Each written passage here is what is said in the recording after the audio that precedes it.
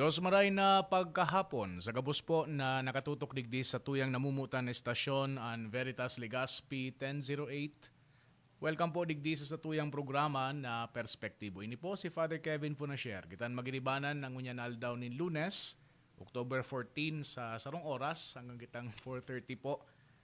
Sarong oras na paghiling sa mga issues, mga nangyayari sa tuyang palibot as inihiling niya to ang mga perspective kan iba't ibang mga stakeholders and at the same time hinihiling niya to ang perspektibo kan sa tuyang pagtubod ang perspektibo kan Kristyanismo. Ayan, sa gabos po na naabot kan sa tuyang broadcast sa pagi po kan sa tuyang DCTV Channel 2 na iyo po ang Veritas TV, sa pagi man po kang Facebook page na Radyo Veritas Legazpi asin sa YouTube channel na Veritas Legazpi. Good afternoon po sa Saindo.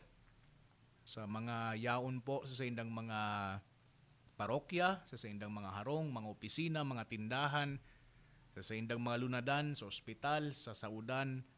Good afternoon po sa Saindo. And salamat sa padagos na pagtutok digdi sa tuyang estasyon. Anoan sa tuyang pag-urunan ho niya na pagkahapon mga katiwala, ining manungod duman sa 20 na mga kababayan nyato, mga Pinay na na-rescue duman sa Cambodia, no? Huli sa human trafficking. No? And pinapahiling kay ni more than anything else, iyo ang kakulangan kan mga economic opportunities digdi sa tuyang nasyon. No? Ta kung adequate mananggad, nya tatama duman pasinda, nya tatana bibiktima pa kaining mga human trafficking na mga kawatan. Ining mga istorya mga katiwala manunungod sa tuyang mga kababayan, lalong-lalo na sa mga kababaihan, mga Pinay na nare-recruit nin trabaho o magtrabaho duman sa ibang bansa. Nagpaparalala baga, mga istorya, nagpaparalala ini. Nagkapirang taon ang nakaagi, so mga maestra, mga teachers naman, na naghahanap, syempre, ni mas marahay na sahod, mas marahay na trabaho, nagpapaibang bansa, tangani sana na maging mga housemaids sa ibang bansa. Asin sa halawig na panahuna, sa tuyong mga kababayan, including teenage girls, na nagmamawot nin mga magkaigwan nin mga regular na trabaho abroad, they ended up being trafficked para sa for sex sa kadakol na mga parte kan sa tuyang kinaban. And in recent years, mga overseas Filipino workers naman na pinagpromesahan nin trabaho sa business processing outsourcing digdi sa Southeast Asia, napupwersa sinda na magtrabaho duman sa cyber scam hubs duman sa Myanmar asin sa Thailand. Itong mga nakakadulag, pag nadakop sinda, pinagbubugbog, pinagkukulugan. Asin man, ang mga biktima digdimang katiwala, mostly mga edukado, mga tech-savvy na mga joven, na siring kay itong mga previous na generations ka mga OFW, napapadag ka sa masalangkaw na sahod na day nakukuha digdi sa tuyang nasyon. Asin ka nakaaging mga aldaw, duman naman sa Cambodia, 20 na mga Pinay na pag-recruit. Ano ang scheme kay ini? Tanganing maging surrogate mothers. At yan, iyon sa tuyang discussion, manunungod digdi sa surrogate motherhood. 13 sa inda, badus na. As in sa, base duman sa mga report mang katiwala, ining 20 na mga kababaihan, no, nakahali digdi sa tuyang nasyon sa paagi nin o pag-facilitate kan sarong local agency na nagre-recruit sinda online. As in, syempre, so promesa na ipapadara ining mga biktima sa ibang nasyon digdi sa Southeast Asia. No, kang manadakop ining 20 mang katiwala, no, inaataman sinda kisarong Cambodian na babayi kang na-rescue sinda kasabay so apat na babayi na hali man sa ibang nasyon.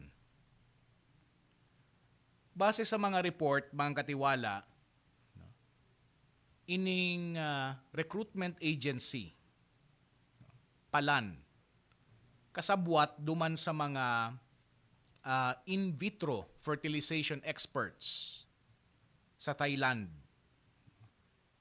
Asinigwasin da kay ining surrogacy scheme sa Cambodia, tangani sa na makapag-traffic din mga umboy, ki mga babies. Sa Cambodia mang katiwala, pinagbana ang surrogacy, pero day pa man ini naginigibo bilang sarong criminal offense. Pero ang makamurumundo digde, mang katiwala, iyon na kadaklan duman sa 20 na mga Filipina, aram ninda kung anuan sa indang nilalaugan.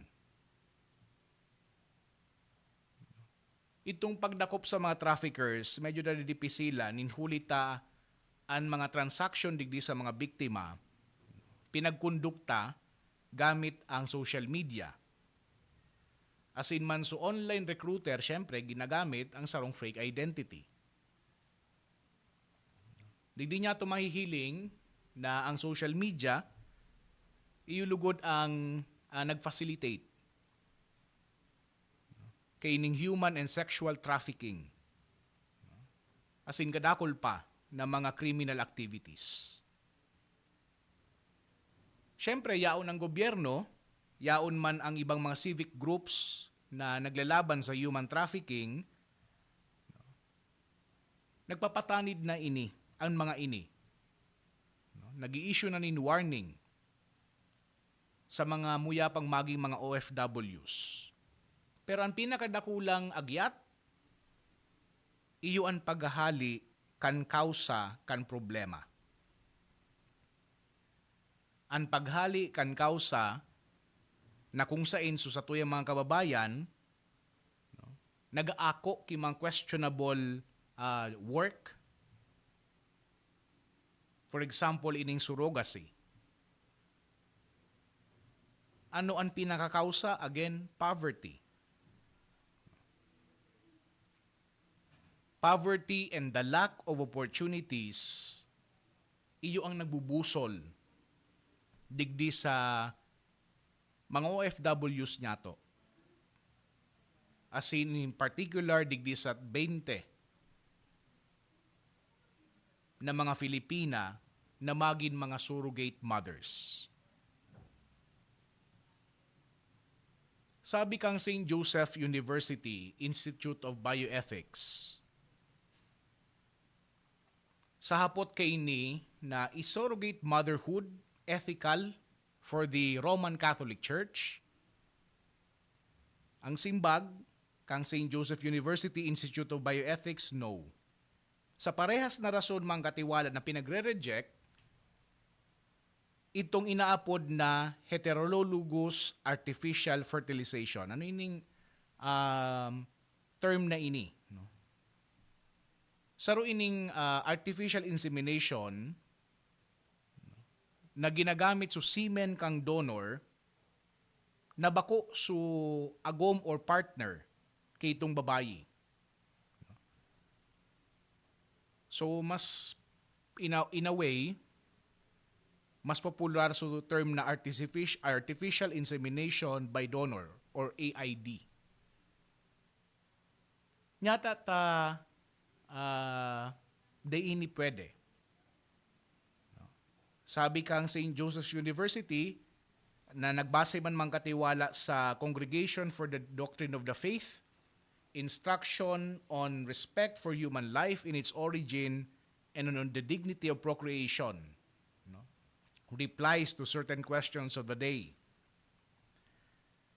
Because una, it is contrary to the unity of marriage and to the dignity of the procreation of human person. Ining pagiging surrogate mother, or surrogate motherhood. This is an objective failure to meet the obligations of material love, conjugal fidelity, and responsible motherhood. Minaofenda ini mang katiwala kan dignidad asin man derechos kan aki na iluluwal. Magkakaigwada ng division sa physical, psychological, and moral elements sa familia. Pag sinabi niya to na surrogate mother, anong but sabihin kay ni mang katiwala? A woman who carries in pregnancy an embryo implanted in her uterus and who genetically a stranger to the embryo because it has been obtained through the union of gametes, o pwede man gametes, of donors. As in man nagbubuntis siya with a pledge to surrender the baby once it is born to the party or to the couple or to the person who commissioned or made the agreement for the pregnancy. And duman sa kaso, kan sa tuyang mga kababayan, syempre may bayad.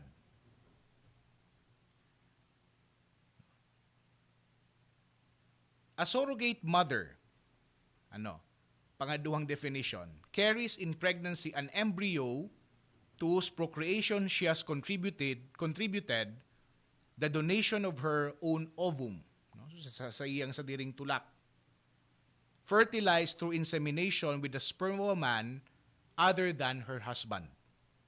Sa Giraray, there's a pledge to surrender the child once it is born to the party who commissioned or made the agreement for the pregnancy.